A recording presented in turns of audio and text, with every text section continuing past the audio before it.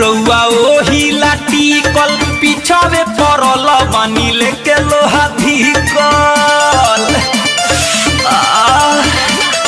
भोरही से बानी रउआ ओही लाठी कल पिछावे परल बानी लेके लोहा धिकल तनी सा राखी ना सेंसर पिया सटाई ना सलेंसर पिया ढूढ़ी में धली कैंसर पिया सटाई ना सलेंसर पिया ढूढ़ी में धली कैंसर पिया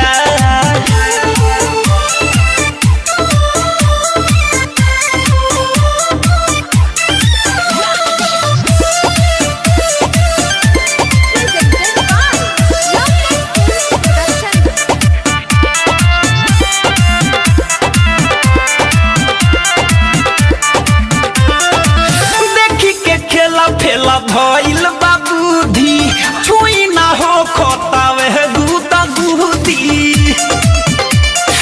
ए राजा देखी के फेला खेला भइल बाबूधी छुई ना हो खोतावे दूता दूधी नाचे दिमाग बनी डांसर पिया सटाई ना सलेंसर पिया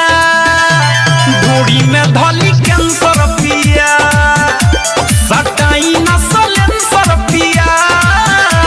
ढूढ़ी में धली कैंसर पिया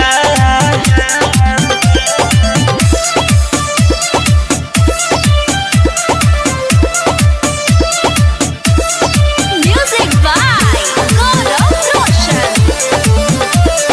आप सुन रहे हैं अमित पटेल की आवाज में। सलेंसर बच्चा कर लागे मुई बम के दीवा कर और नाचिए देबो लडना सही सलेंसर बच्चा कर लागे मुई बयमित दीवा कर काहे बनेल फाइनेंसर पिया